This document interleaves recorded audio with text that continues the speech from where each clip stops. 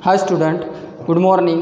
The same lesson in my previous video or previous period we have discussed about the same lesson, a synopsis, the Swiss family Robinson. You are watching on the screen the given lesson on the board. Okay, in my last period we have discussed about the character Elizabeth, about the character William and their 4 child. Okay, so how they face the we can say a troublesome situation and how they get out.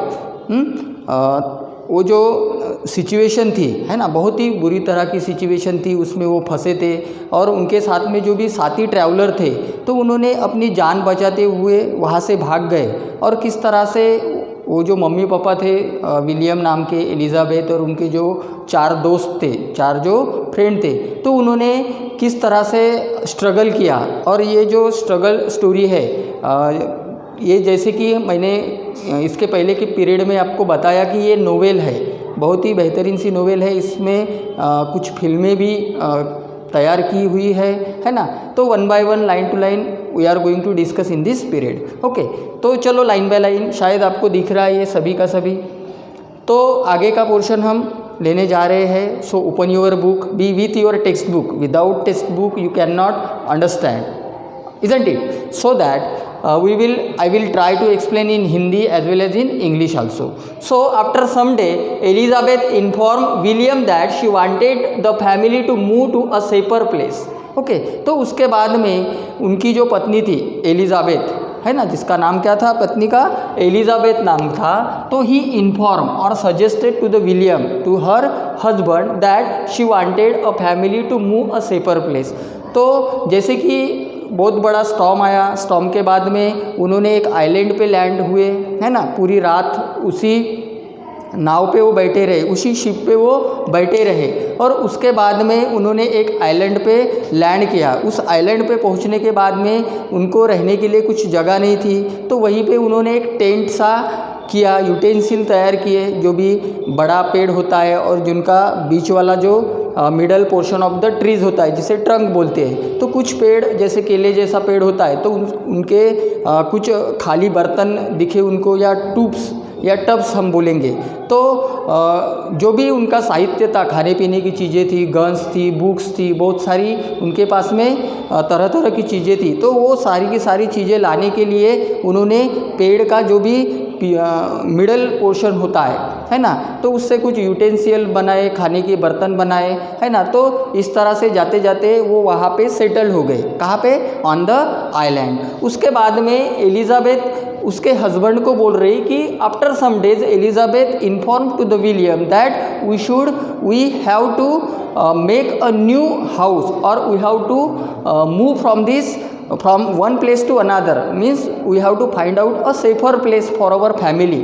For the sake of our family we should seek a new house or safety house, है ना, क्योंकि वहाँ पे मनुष्य तो नहीं थे है ना, वीरान सा जंगल, वहाँ पे कोई मनुष्य नहीं है, सभी क्या बोलते हैं हम, जाकल्स, जो रानटी जानवर वहाँ पे हो सकते हैं। तो इसीलिए एलिज़ाबेथ ने किसको इंस्ट्रक्ट किया, अपने हस्बैंड को, कि she wanted the family move from that place to another place. वहीं से क्या करना है, हमारी फैमिली को मूव करना है टू अ सेफर प्लेस, जो भी सेफर प्लेस है अगले वाला, तो वहाँ पे हमें क्या करना चाहिए, हमारी फैमिली मूव करनी चाहिए। क्यों करनी चाहिए, आगे बताया।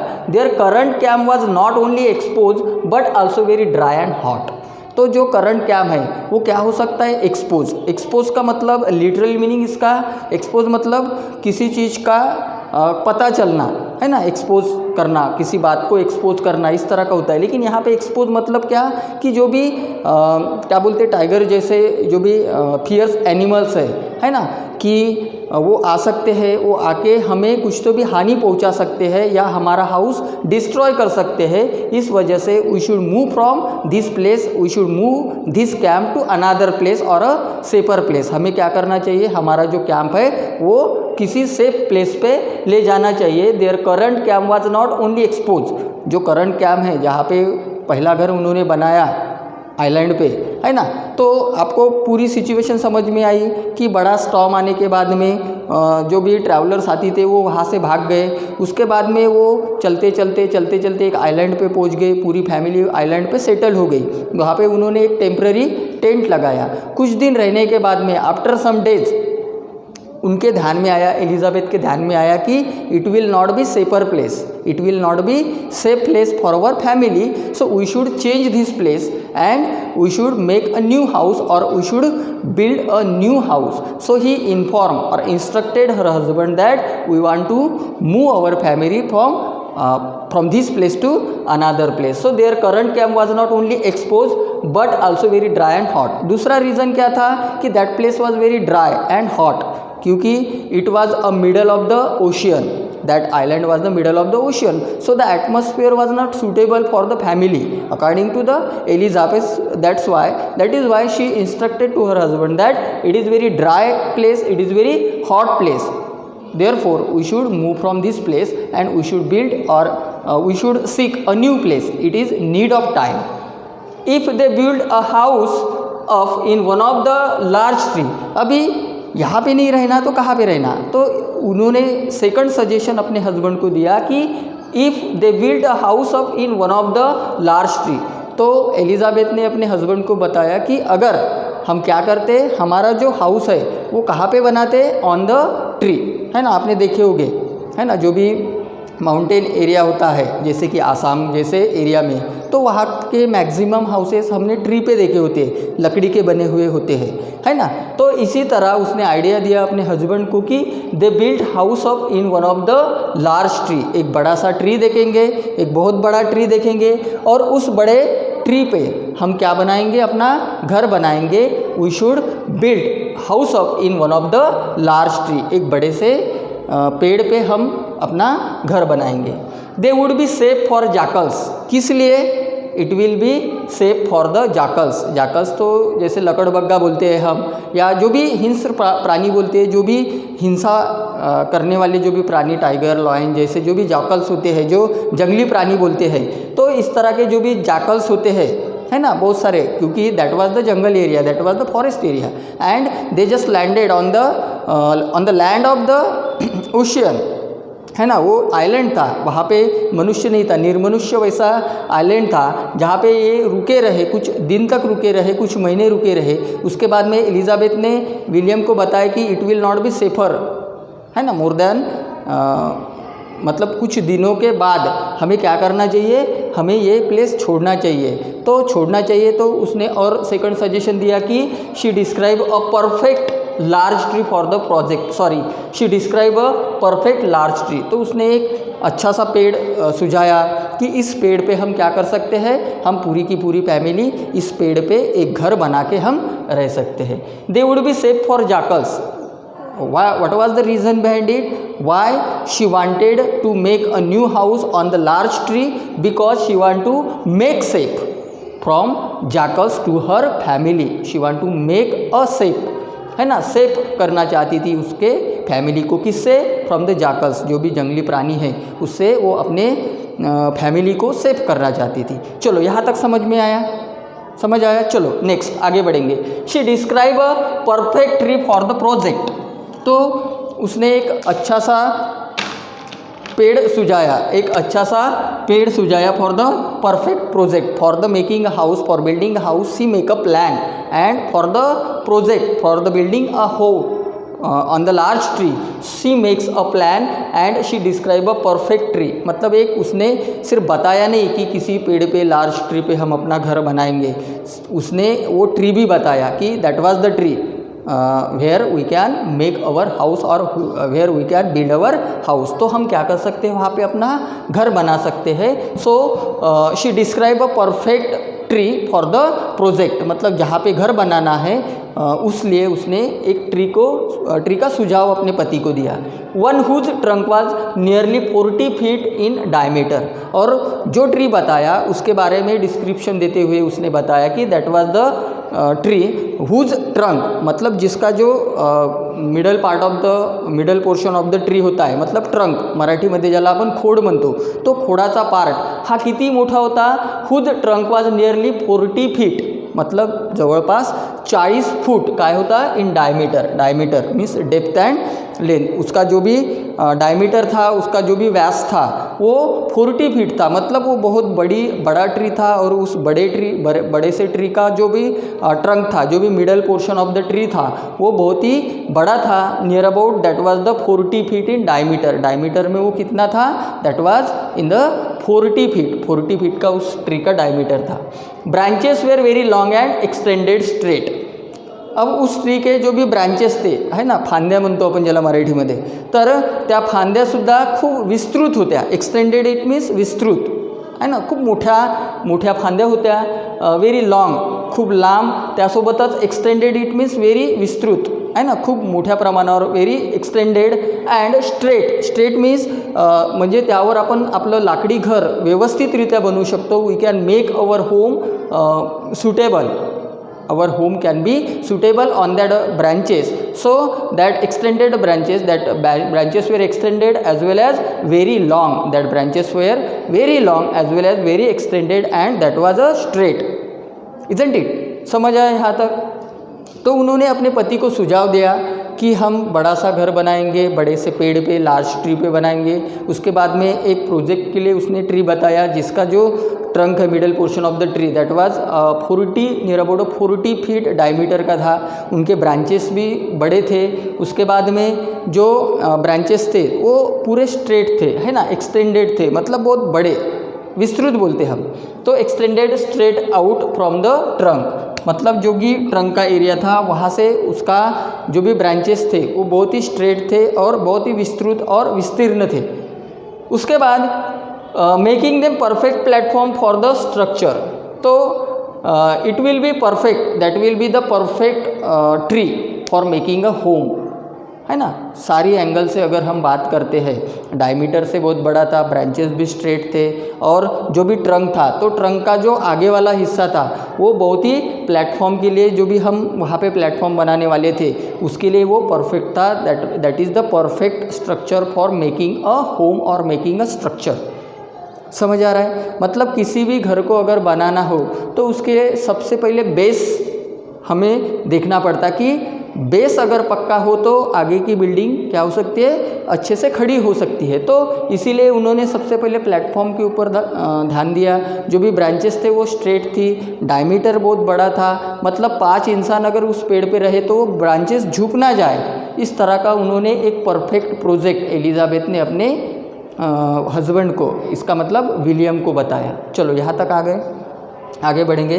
लेटर, उसके बाद क्या हुआ, when determining the height of the lowest branches the father taught the boys geometry and how to use triangle to measure big object. जैसे कि as I told you before, इसके पहले भी मैं बता चुका हूँ कि ये नोवेल जो है, ये जितने भी लोग ये नोवेल पढ़ रहे हैं या इस पे जो भी फिल्म है तो वो देखने के बाद में वहाँ पे हॉर्टिकल्चर, एग्रीकल्चर के बारे में, नेचुरल फार्मिंग के बारे में बताया गया है। उसके बाद में मैथमेटिक्स के बारे में, तो यहाँ पे वो अपने बच्चों को मैथमेटिक्स मतलब ज्योमेट्री, जब भी वो किसी मकान को हम बनवाते हैं तो वहाँ पे हमें ज्योमेट्री का मतलब जो भी त्रिकोण है, ट्रायंगल है, रेक्टेंगल है, जो भी शेप है उसका मेज़रमेंट कैसे लिया जाता है। तो इस तरह का एजुकेशन भी वो उस जब वो घर बनाते हैं तो उस वक्त उसके पिताजी या उसकी माताजी उन बच्चों को सिखाती है या पढ़ाती है। तो making them perfect platform for the structure. Letter when determining the height of the lowest branches,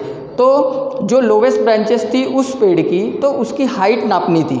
तो हाइट नापनी थी तो उनके पास में तो स्केल नाम की मेज़रमेंट होगी क्या वहाँ पे अवेलेबल, क्योंकि वो वहाँ पे कहाँ पे रह रहे थे, they were living on the island, है ना, पूरी की पूरी फैमिली आइलैंड पे होती थी। तो उनके पास में obviously they do not have sufficient material of the measure, है ना, मेज़र के लिए उनके पास में मटेरियल अवेलेबल नहीं था। तो डिटरमाइनिंग द हाइट मतलब वो हाइट के निश्चित के लिए, डिटरमाइन करना मतलब निश्चित करना। तो lowest branches the father taught the boy geometry, तो how to measure the particular shape, particular angle, particular triangle, है ना।